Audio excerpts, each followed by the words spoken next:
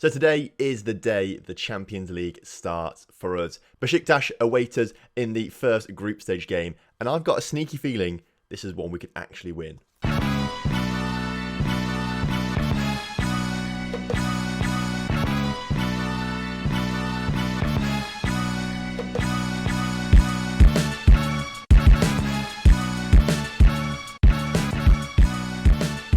Hello and welcome back to The Real Deal. Today we have got the two games for you. We've got Barcelona in the league and then Beşiktaş in the Champions League. So very exciting stuff. Since we last here, of course, nothing happened because the last episode was the Atletico Madrid game, a 2-0 loss, unfortunately. Hopefully today we can rectify that against Barcelona. We beat them twice last season and once the season before that. So we've got a decent recent history with Barcelona. So fingers crossed we can get the win today. No more transfers for you. And there's the only one bit of news is that we sold out of season tickets. We sold nearly 28,000 season tickets and our stadium's only 30,000. So I'm not sure if it says it on here yet. Facilities, it doesn't say it on there yet, but we are going to get a stadium expansion. The board did tell me about that, expanding it to about 5,000 extra seats, I think. It's gone from a newsfeed as well now, but they did say there's no plans in place. In fact, it'll tell us in the board thing, won't it? They're planning the stadium expansion right now, so that should be done. I think they start building it start of next season, basically, this expansion. But the preliminary number that they gave me was about 35,000 seats in the stadium, so an extra 5,000 seats would be very, very nice. Unfortunately, they didn't want to build a new stadium named after me. That's a little bit annoying. In fact, am I a legend at the club yet? Should we have a look at this? No, I'm just a favoured personnel, apparently. I may have got them to their highest. Anthony Lozano is an icon at the club, but I'm not, for whatever reason, despite being the leader in all this, being the manager. Not my legends, but me, Luka Adzic and Rana Thomas are all favoured personnel, so I'll take that for now. Right then, this is the side taking on Barcelona today. I think it's pretty much the same, actually, as the side that took on Atletico Madrid. I think the difference is Heibo comes in midfield. And I think that's literally the only change we've made, actually. Over international break, he had a very good time with the France under-21, so I'm hoping for big things today against Barcelona. Hopefully he'll carry that form through into this next game. We've got Berke Özil in goal, though. The usual back three of Verber, Diaz and Romero. Diaz doing very well. Is he 2.5 star yet now? No, still 2-star. His potential's gone down a little bit as well, but still 3.5-star potential, which is good. I'll take that. Cucurella and David Cameron out on the wings. I would put whatever he's called, Diouf there, but he's just not a good wing back, essentially. So it's good to have David Cameron there who can sort of play it competently. Heibo and Colono in the midfield with Adzic in the attacking midfield position. Salonke as that false nine and Osmanovic as our advanced forward today. Kickoff is upon us then today. We're playing at home against Barcelona, so hopefully the home advantage will go in our favour, of course. If we lose today, though, that means we have lost 50% of the games that we lost last season. I think we lose 4 or 5 games last season. Either way, it's a big proportion of what we lost last season. So if we lose today, the season's not going as well as it did last season. It's not already not going as well, actually, because we lost to Atletico Madrid, so we've already had the loss. It is still, of course, early days this season, though. Anything can happen still. We can still win every single game this season, and had that one loss against Atletico Madrid, that wouldn't matter then. What is nice to see, though, is that Eden Hazard and Lewandowski have both picked up knocks very early on in this game. Hopefully they won't be too much of a threat, as Adzic puts a ball back to Colono, who's running inside the area, back to Heibo, who just puts it wide of the post, but at least a decent little move there from us. I'm liking that. I tell you what, to be fair, I would be happy with a draw against Barcelona. They're a very, very decent side. I think last year it was just fluke that we managed to beat them twice, more than anything. So I'd be happy with a draw against them today. They are trying to come forward though. Zivkovic now on the ball, racing into the air, has a shot from the edge of it, but Berke Özil is there to make the big save. Once again, Barcelona back on the ball, although that's a bad pass there, and Cucurella can collect that. Colono now coming forward up towards Osmanovic, into Salonke I think there's an interception just before Salonke could get on the end of that. And Hazard now trying to come forward into Lewandowski now, who's obviously made the move from Bayern Munich over at some point. I think that's very recent. I don't think he was playing there last season. Zivkovic now on the ball, coming forward again. We've seen how dangerous he is, but David Cameron making a nice interception there. Salonke now on the ball with a great ball up to Osmanovic, who's in behind the defence and puts it past the goalkeeper just before half-time. Hans Osmanovic makes it 1-0 to Oviedo, and we take the lead. Excellent stuff in that first half. Hopefully we can just keep control of the game in the second half. Let's not give away too much possession, but let's not sit back too much either and invite the pressure. We need to sort of play keep ball, I guess. Barcelona coming forward now. First highlight of the second half into Suarez, who's just come on the pitch, I believe. He came at half-time. You know Barcelona are decent when Eden Hazard comes off the pitch and they replace him with Luis Suarez. That's just crazy. But we've got another chance now. David Cameron is breaking free of the defence. Can he get a decent crossing into Salonke? Salonke just hit the post. Should have done so much better with the opportunity. If he just got it on target, that was going in the back of a net, but instead drags it onto the post, and it still stays 1-0. Colono with a free kick for us now immediately afterwards. Headed clear, but only as far as Colono's got a lot of time and space to pick out a cross. In it goes, but only it was too close to the goalkeeper now, who's got a chance to show his distribution to Stegen. Launches it up towards Lewandowski, who I think doesn't quite win it. We win the ball back now, and Colono can sort of try and work something out from the midfield. Plays it out to David Cameron, back to Colono now, who puts a great ball across to Cucurella in so much space, who can work across, and Osmanovic is there at the near post. Huge save from the goalkeeper. That's two massive chances that we should have scored. Are we going to live to regret that now as Barcelona come forward? Wallace nearly makes us regret it. I think it just pushed onto the post by Berkeyzer there. I think we're going to make a change in this game. Colono's looking tired. He was a little bit tired before coming on this game. So we're going to bring on Badeka for him, make him more of a deep line playmaker. Hybo also looking kind of tired out there, so we're going to bring Borja Fernandez on for him. But other than that, I don't want to change too much out there because I don't want to change the winning side at the moment. But they both look a little tired, and I think just to make sure we keep the result, we need to just have a little bit more energy in that centre midfield. Hans Osmanovic has just picked up a knock. Apparently, could be a tight Achilles. So we're going to take him off for now. Rollheiser will come on just as a precaution.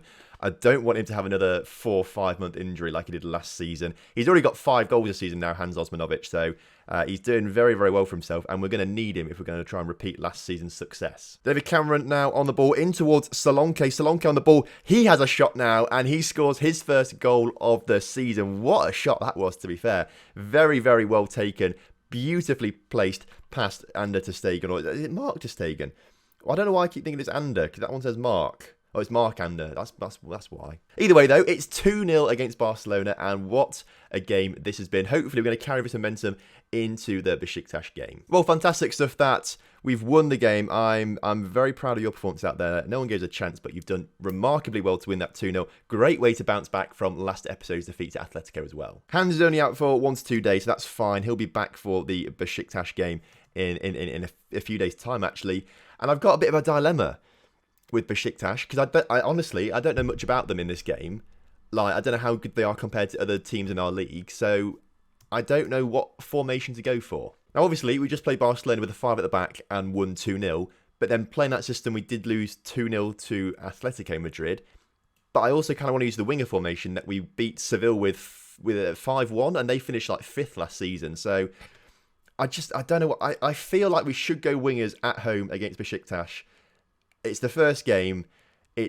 We have to sort of work out where we are, I think. So I think we go with wingers. We get Adzic on the pitch as the winger. We get Orsolini on the pitch. I think that might work a little bit better. If we lose, though, you can all taunt me in the comment section and tell me that I'm a stupid manager who makes stupid decisions. Everton are making an appearance in the Champions League. Apparently, a striker is one of the favourites to become top goal scorer.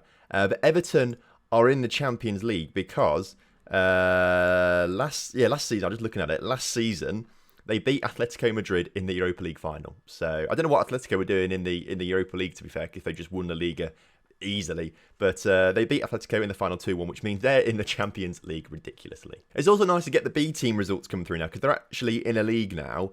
They're in the Spanish second division B1. However, I feel like whatever formation I use for my first team, they just then use in their match, which actually is a little bit annoying because they're meant to be one of the favourites of their league. But if they use a 5 at the back system, it's just going to not work for them, basically. If we click on this then, they use this exact same formation as us, which I don't understand why they do that. Do we do something staff thing? Responsibilities, Oviedo B, play matches, use, no specific instructions. Please, just use whatever you want to use. I don't want to use a 5 at the back system when we do. I'm really hoping the B team do well this season. I want it to be a real centre of excellence for our youth players to really get some good game time and really, really develop themselves to get ready for the first team, basically. Right, well, I think I've decided we are going to go for the winger formation. We don't really know what we're up against Beşiktaş, and I think we need to test ourselves, essentially. We're here by merit. We're here on merit. We're not here because we're lucky or something like that. We're here on merit. So let's go and show the rest of Europe how good we actually are. So Osmanovic is going to be up front with Adzic on the wing. Where is he down here? Orsolini hasn't played a few games.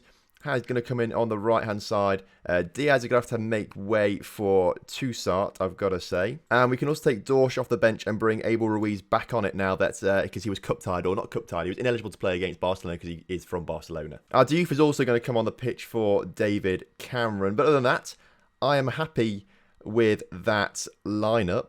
So I think we go for it. Right then, kickoff is upon us here today in the Champions League, and it's ridiculous that we're here. I'm super excited for all of this. Our group's at the top here, as you can see. AC Milan and Liverpool playing their game as well right now. I just don't know what to expect. This is the one game I think we could really have a decent chance of winning. So if we want to get at least third in the group, we have to be beating Beşiktaş, I've got to say. But they've got a chance now to come forward, although that ball forward wasn't great, and Romero collects that and plays it back to Diouf. Colono now on the ball into Orsolini, who's not had too many chances so far this season, but it's because we've had some tricky opposition. He's more 5 at the back system.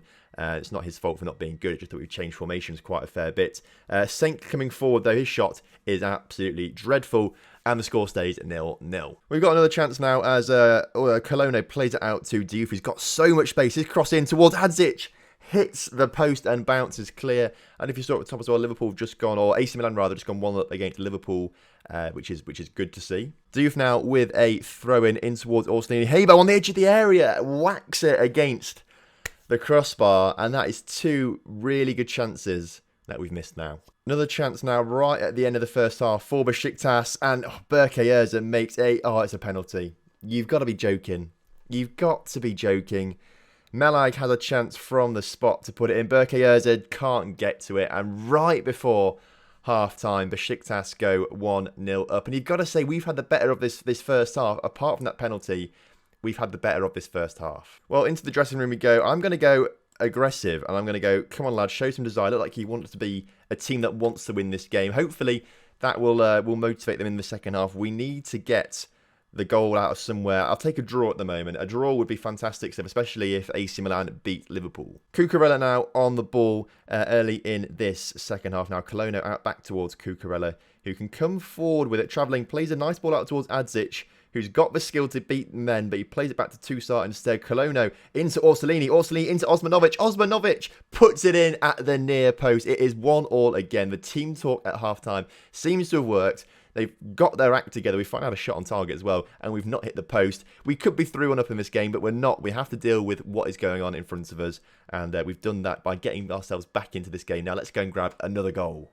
Liverpool have just drawn level with AC Milan as well, so we're all on 1 point. That'd be fine, actually, to be fair. If we all end up... Liverpool now gone ahead 2-1 against AC Milan. It's another Istanbul or something. Hadzic with the free kick. Just narrowly wide there. I wouldn't mind too much if we all draw, as it's now 3-1 to Liverpool. So Liverpool are going to win their game probably. But as long as we don't lose today, I think I'm going to be happy because we're still in touching distance with teams and things like that. So that's good to see. We are going to make some changes though, and I'm not overly happy with the way Heybo has played today. So he's going to come off for Badeka, and I feel like I should have put Solanke on the bench instead of Ruiz maybe.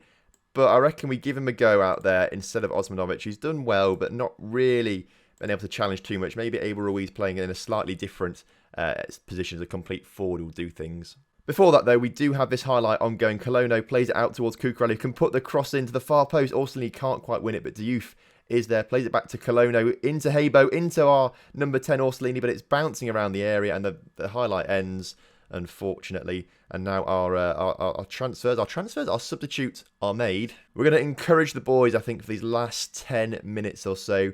I think we have been the better side. We've been unlucky not to win today. Of course, we hit the post twice. We've had some decent chances as AC Milan now make it 3-2 against Liverpool, so they're coming back into it. Hadzic now on the ball, plays a great ball forward. Abel Ruiz gets in behind the fence. There's no one there with him. His shot, though, in the end, I think just hit the post, actually went outside netting. No one was with him, unfortunately. If someone else had been there, it's 4-3 in a Liverpool game now. Obviously, AC Milan brought it back to 3-3. Liverpool have just scored again. Will AC Milan make it 4-4 and make us all on 1 point? Because that'd be great. The clock, though, is ticking down, and I don't think there's going to be any more goals in this game. A 1-1 draw with Beşiktaş isn't the worst, I've got to say. You know, we had no idea how good they were going to be.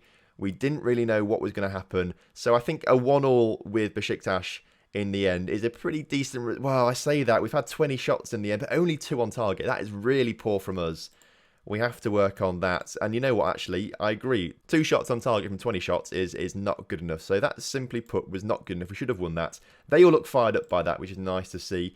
Hopefully, in the next game and the next few Champions League games, we'll sort of gain a bit of confidence and cause a bit more trouble. Obviously, some weak defences for AC Milan and Liverpool as they concede 3 and 5 goals each. So maybe, if we do the right kind of counter-attacking play against these two teams, we might grab a win there. Right, the next episode is going to be pretty quick. I think we're going to do the Liverpool game and the Real Betis game. I think that sort of makes sense to do next episode. So only 3 games to play in between, so it's good stuff. Thank you very much for watching today's game. I hope you have enjoyed it. If you have done it, drop a like on the video, subscribe to the channel if you're new around here, and I'll see you next time for the Liverpool game and some more real deal action.